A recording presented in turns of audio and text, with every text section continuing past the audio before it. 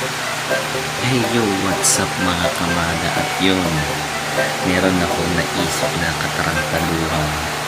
Mabilis lang to, hindi ko vlog. Naisip ko lang biglaan.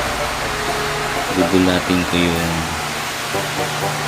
kapatid ni Gaman, yung kuya niya.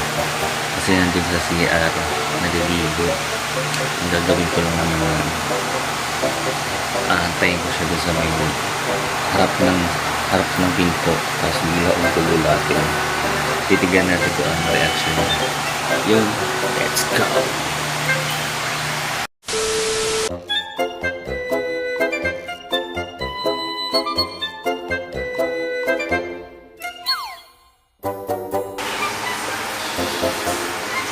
Nandito siya sa CR, kaya gugulatin natin siya. Simulan na natin.